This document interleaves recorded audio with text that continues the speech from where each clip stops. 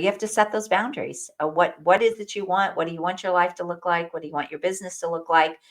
And who makes a great fit for you? Who makes a good client? And all of that should come out in your sales process and in your marketing. Hey everyone, it's John Adams. Welcome back to the Process Lab podcast, the show where we tackle common business problems and provide insight for operational excellence. Today on the show, we will be discussing the high-end client or bringing in a client that you might not think of or might be harder for you to get and what you could do. And we're very fortunate to be joined by Carden, the best-selling author, who will introduce herself and tell us a little bit about her background. Thanks, Jonathan. It's so great to be here. Yes, I work with professional entrepreneurs, a lot of coaches, consultants, people selling professional services, and really help them build out a premium business and bring in high-end clients. And a lot of times they don't realize they can do this. I always say build that $1 million business with a handful of clients. And why would, just as from a starting point, why would someone try and convert the kind of clients that they have to high-end clients who I presume have different needs than maybe what someone might have currently? Yeah, one of the things that people leave a lot of money on the table a lot of times in their business, and they're working awfully hard for less than they could be working for. So they're undervaluing how they're selling their services. They're undervaluing the value that they're actually bringing to that client. So sometimes it might just be a pricing issue. The other thing is a lot of times they have more opportunity with that client and they don't realize it. And they are allowing the client, especially when you're talking about consultants, they're allowing that client to almost treat them like an extra pair of hands or like an employee in their company. And yet this person's in business for themselves. So it's shifting how you think about the value and the services that you're bringing to that client and what is the bigger opportunity there. So I think you're covering both the scoping of someone's work of what they're doing, but also how someone values themselves. And I think people are very hesitant and scared to do that. They're scared of the reaction maybe that the client might have. And they really don't know how to set those boundaries. So what's a framework that you help people with? Yeah, one of the things that I help people do, especially if they're pricing, and some of this comes down to having a clear way that you're actually selling that offer or creating that solution for that client. It's having a really clear offer, but it's also understanding the value that you're bringing to the client. One mistake that people make is they think that the value is all about them. So they say, well, they don't value themselves. People say, well, value yourself. It's not about you. It's about what you're delivering to the client. That's what they're buying. They're not buying the self-worth or the value that you put on yourself. They're going to pay for the service, how they feel it is, the amount of money that it's worth. So I like to say, if you can, I'm just going to use money as an example. If you're going in and you're helping somebody make money, for example, and you can help them add $1 million to their business, what could you charge for that? If you charged even $100,000, that would still give them a 10 times return. That would be like me saying, Jonathan, I'll give you, you give me $1 and I'll give you 10. Would you take that deal? Would you take that deal? Of course, right? And so when you understand that it's not about you at all, it's about what you're delivering to the client, you can really reframe and shift that thinking that you have and quit making it about you. And so if you feel like you're going to get resistance from the client, it's probably because you don't have clarity around how you sell that value. So you need to be able to articulate the value to the client so they see it. So it's a no-brainer for them. They would be like, I take that deal all day long. Why would I not? That would be crazy to not do that, right? And they want it, and they're influencing themselves to buy it. That's how you create powerful offers, and that's how you get paid a lot more for what you do. How do you change that? So like let's say you've had a client for a long time or clients for a long time, and this dynamic has existed where you're doing a lot of things and maybe not getting paid for it. How do you start broaching that topic and convert it? Yeah. One thing you can do is start looking for some gaps that maybe you're not filling at the moment, but you could fill. And you could create a whole nother offer around that. So, one of the things that I did with a client recently is had a social media agency. She was already working with a client, charging them a few $1,000s a month to do their social media work. But she saw she could do so much more. She was brilliant. She understood the psychology of marketing and she understood sales. And there was so much she wasn't even selling that she could do. And she saw the gaps in the business as she was working with them. And she even felt like she was giving away a lot of her expertise. She was actually coaching them or being like a strategic advisor to them, but she wasn't getting paid for it. And so that was one of the reasons she came to me and she said, I want to start out like I want to start a consulting arm in my business where I'm advising people because I know that if I can help them close these gaps, it's going to make what we're doing for them work better. And so we put together an offer for her. She went back to the client. They said yes immediately. The way we created it is she understood the value when she was going in, but she also showed them, we were able to show them how that value would help them and what it would do for them and how it would impact everything that they were already doing. And they said yes immediately. And then that turned into a little over a $400,000 a year client. And she was not making anything close to that with that client. So it was an existing client. Now, there were some other done for you services that she added in as this all unfolded and as she opened that door. But here's what happened because she stepped into the value that she knew she could bring to that client. She leveled up her game and she leveled up the way they looked at her. And now they looked at her as, whoa, we didn't even know you could do all this. Oh my gosh. And all of a sudden, they quit treating her like an employee and they started treating her like a partner in their business. And that was a game changer. And so she said, I didn't even think about making $1 million with my consulting side, but now I'm realizing, wow, that could be only two clients. And so that's what we're really talking about here. It's simplifying your business, but it's also owning your value and stepping into that. Is it possible though, when somebody goes to the client and says, I'm doing this, this, and this, and it's bringing all this value, that the client can come back and say, you know what, though, we don't need those other things. And, we just want X or whatever it Mhm. is. And I guess where I'm going with it is that the better scenario anyway? Like if it has to be giving it away and everyone's happy versus, Mhm. causing this tension, I guess, played out for people who are afraid to take the plunge. Yeah, again, I think it's another way. It's you can go back to them and say, these are some other areas I work. I don't know if you knew this. So that would be one way that you could maybe basically you're talking about an upsell to upsell them. But if they are in a place where no, they don't need that or they don't want that, then you go look for clients where you fit that. And you also a lot of times when you're going after more premium clients, you have to up level the clients you're working with.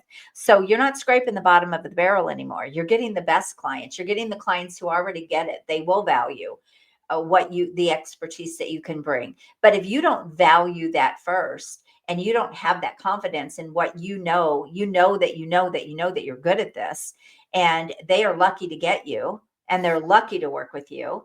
And you're at the top of your game, and that all shows in your marketing, in your sales process, in your offer. If all that shows and you can step into that, people will pay you what you deserve to get paid. So there is some mindset shift, but I like to kind of say it like this, Jonathan. How long did it take you to learn what you learned? How much did you invest? How many years of your life did you invest? What was that path for you, that road for you? Did you make a lot of mistakes? All of that creates value. You're the shortcut, you are the speed for that client. And that's how you have to look at yourself when they're buying your services. You are the shortcut and the speed. And you didn't just come into all that stuff overnight. You didn't just wake up one morning and all that brilliance was there. You worked hard for it and you deserve to get paid back for that. So you have to really own that first and say, yeah, they don't have to go through 50 employees to try to find somebody to do this for them, because I'm already an expert at this and I know how to go in and do it quickly. And the other side of it, I always tell people, never price by the hour, never charge by the hour, because if you're an expert, you're going to get paid a lot less than somebody who's not an expert, because you're going to be faster, more efficient. And somebody who's a beginner, it's going to take them a lot longer. Well, guess what? They're going to make more money, because so these are all things that you look at, and you have to understand. And really, they're just business concepts and business strategies. That's all they are. Anyone can do it. They're just strategies that people have to implement. And how do you distinguish between identifying for one of your clients that there's another service that they're giving that they don't realize versus getting to the point where you're kind of nickel and diming a client, for everything that you're doing? Like, what's the line? Yeah, that's a great question. And I like to, first of all, when I work with a client, I deep dive into everything they know. It's like, tell me everything you know. Tell me what you've done. Tell me who you've worked with. All of that becomes part of the process. And then I've been doing this so long, so I can often see the value, just, that the outside eyes looking in. And sometimes they didn't even see it because you're too close to it. So they don't even know how that can all be put together and packaged and all of that. So that's one thing. But the other side of that is you have to also know that if somebody's nickel and diming you to death, and the fact that you are even saying that tells me you need to level up. You're already in a place where you should be leveling up. You shouldn't be working with clients who don't appreciate you. You shouldn't if you're great at what you do, you shouldn't be choosing clients or allowing clients to treat you that way. Move to the top level in your industry or in your niche and start getting paid what you deserve, and start working with clients who do appreciate and value you. And that's all part of the level up when you're trying to grow. And when okay, you're an expert, I'm a beginner, let's say, and we've all been in this situation, and you're being treated like me. Does that seem fair? Yeah. So so you have to realize that, right? And sometimes it means letting go of some clients and moving up. The other thing is, when you're letting people are going to treat you the way you allow them to treat you. So you have to set those boundaries. What is it you want? What do you want your life to look like? What do you want your business to look like? And who makes a great fit for you? Who makes a good client? And all of that should come out in your sales process and in your marketing. When you do that, that will all do the heavy lifting, and you're pulling in the right people. You're attracting the right people. I find it interesting that there's a lot of people who are really good at customer service also tend to undervalue their contributions because they're so focused on the value they're adding. Mhm. Uh, how long does it take for you to take someone who has a certain mentality and then put them into, another mentality and one that's sustainable?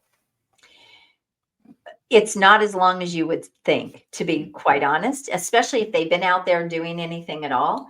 It literally is walking them through the process, helping them create the new model or what they're going to do.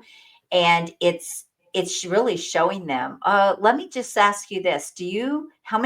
So here's a client I worked with. He was a coach, but he was putting together an offer that was going to be about $60,000. Now, he had never charged anything like that. I think 10 was maybe the most he had ever charged.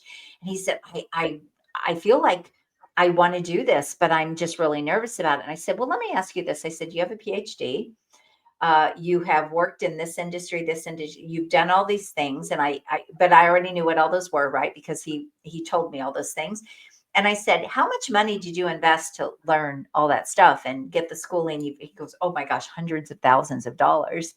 And I said, and so if a company, if they hire 3 or 4 people or whatever, and they bring in employees, and then, these leaders fail, or these leaders don't get the return on their investment, what is that costing a company? And of course, oh my gosh, that could be millions of dollars, right? And I said, and do these companies have money to pay you $60,000? And he goes, oh yeah, they like waste more than that.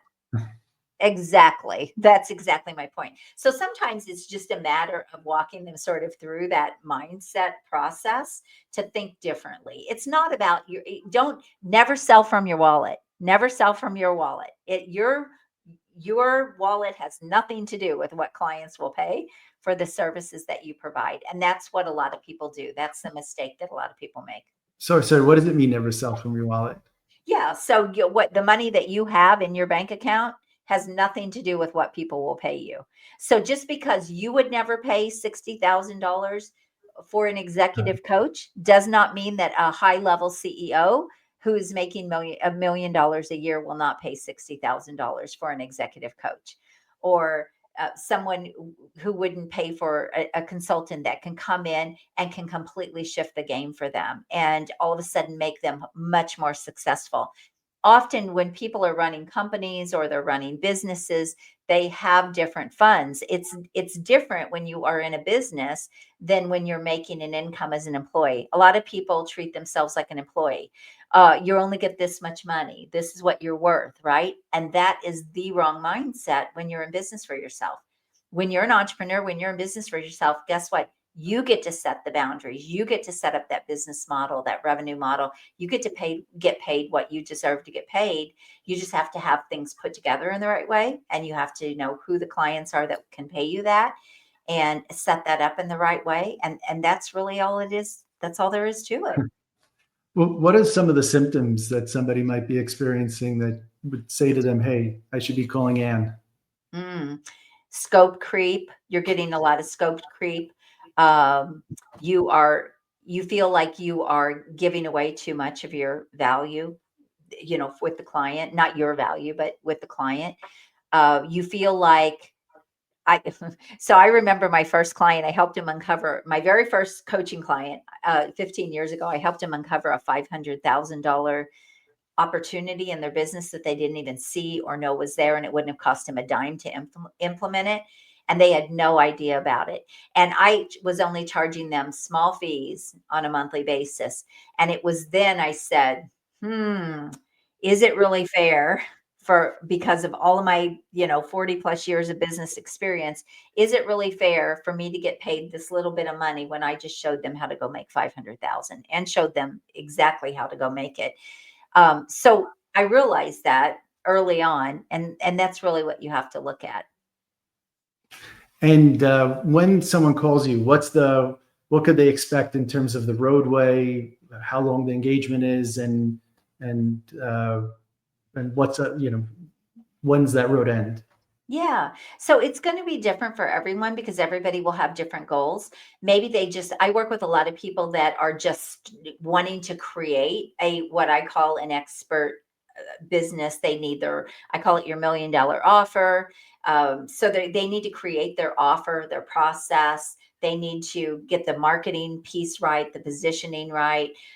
So my process is 4 parts. The first is premium offers. So your premium revenue model. The second is positioning. You have to get positioned so you look like you deserve those fees. I say that you have to look like the Lamborghini, not the cheap used car. It's the best way I can say it. The third is promote. How are you going to market? How are you going to go out and get clients? And then the fourth is profitability. So the promote is the marketing and sales piece of it. And then the profit is the final bucket. And that's how do you scale this? How do you now build out your team? How do you continue to grow, add new revenue streams, all of those things? So those are the 4 buckets of my $1 million accelerator. But I do the same thing with everyone. Some people, it might be just shifting what they're already doing. And I've helped people go and get results in 3 days or 5 days, leveraging what they were already doing by just making some shifts. Other people, we have to start kind of from scratch and we have to build everything out, and it might take a little longer. So it just depends on where somebody comes from and what they've got already in place and where they're already at. But I do everything from VIP days where I work with somebody one day on just a strategy or maybe mapping out their offer, to a year-long program. So it just depends on what somebody wants and where they want to take their business. And is setting all of this a one-time event, or the scope creep and the same problems kind of seep their way back in, or how do you prevent that from happening so that it's not like 5 years from now and then you find yourself like kind of with the same dynamic? A great question. So one of the things that I really help them do when you create clear offers and you define those boundaries, then that all becomes part of your sales strategy, which I help them with, and to bring in the right clients, and even how to go sell those offers, and how to articulate the value, and even set the boundaries in the sales conversation, so that it is very clear what people are getting, and even down to their proposal, setting clear boundaries in the proposal. So all of that really kind of eliminates that. But then if you do have that happen, you have structure, and you have a really defined model where you can say to that client, that's great. I can help you with this, but this is out of the scope of what we originally talked about. So this would be the fees for that. Would you like to move forward with that? I mean, it literally can be that simple. But if you're kind of wishy-washy and you don't have clear boundaries, and it's not clearly defined, and you're just sort of all over the place, you are going to get that. But I help people create something a lot more structured than that, so then that doesn't happen. Got it. I imagine a lot of people who come to you are already, I don't want to say bitter, but they're already frustrated that maybe they don't feel appreciated because they haven't set the Exactly. value. So, Yes. Yeah. Or they're just tired of being treated like an extra pair of hands, like an employee. I had somebody one day that I was having a conversation with, and she was considering working with me. And she said, "But Anne, this particular industry, it was engineers, and she said this particular industry, they'll only pay by the hour because that's how they're used to working." And I said, "Whose business is it?" And she said, "Well, it's mine." And I said, "Look, when you step into, here's the other thing people need to know, when you step up your game and all of a sudden you step into, no, I'm an expert and this is the way I do things.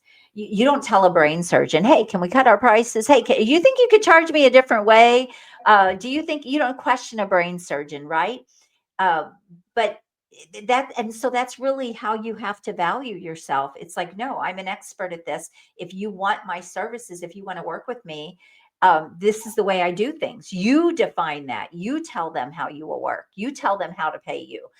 It and if they're not the right fit, if they say no, we're not going to do that, they're not the right client. It's finding the right clients for the way that you want to build your business. And too many yeah. people don't do that. They settle in their business, and so they get treated like kind of like dirt, to be honest. They get Well, the yeah, alternative would be that people are walking around going, "Hey, so and so is doing a great job. I should give them more money." Like yeah, nobody's going to do that, right? You have nobody to does that. So it's, no, I no, don't know you if have anyone's to treating them poorly so much as like nobody's thinking. Everybody's in their exactly. own life. So Exactly. But it goes back to it's a lot of people are trying to do this on their own. And I'm not just saying this because I am a coach, but when you are trying to build a business on your own, you're trying to figure all that out. You're trying to get the courage, you're trying to get the confidence. It's difficult to do for yourself when especially if you don't have years and years and years of experience of running your own business. And when I'm working with my clients, I'm helping them with all these things every step of the way. I'm not letting them get stuck in the weeds. I'm not letting clients take advantage of them. I'm walking them through the process of how to handle that and what to do and how to overcome that. And even if they need to cut that client loose and go get another, we're always wanting to bring in clients anyway, so they can cut a client loose if they need to. But I'm helping them through that process. It's hard if you're trying to just do it all yourself, and you're trying to be Superman, and it's just and do a it's good job. yeah, and do a good job, and still yeah, exactly, still deliver the services. And that is the value of working with someone who knows what they're doing and can just really help you through that process. And I have clients that have been with me for years and years. It's not because they don't know what to do. It's because new things always come up that they don't know how to work through, or something different they want to shift or do something in their business that they weren't doing before. All of those things. Business is dynamic, right? It doesn't sit still. We're seeing disruptors with AI. So, what do you do with that? How do you manage that? How do you overcome even disruptors in the industry and get through that? And if you're trying to always just figure all that out yourself, it's a darn hard path. I'm just going to tell you, you're flying by the seat of your pants, and you're not treating yourself well doing that. If you're going to be in business, think about your business as a business, And that might mean getting experts to help you. That might mean changing how you're running things. You step into what I call the expert role and start caring about yourself in the way you're doing things, and quit treating yourself like an employee or an extra pair of hands that doesn't deserve to be paid well. Because if you're doing that to yourself, I guarantee you're bringing in those clients. Yeah. If you're not valuing yourself, you can't really expect other people to Not at see the all. value. So Absolutely. And the whole, you said, oh, you want to do a good job with your clients. You want to, here's what I say, get paid well enough that if your clients need something extra, you don't have bad feelings when you help them do it. I mean, 100%. yeah, get It's paid like well. any relationship. There's boundaries. Absolutely. Boundaries are healthy for everybody. That's So right. And it's only when you're already being nickel and dimed and then they want more from you, they want to squeeze the last bit of blood out of you, that you're going to be resentful and bitter. And I don't think that ever builds that's not a good way for you to be in business. And it's not a good relationship.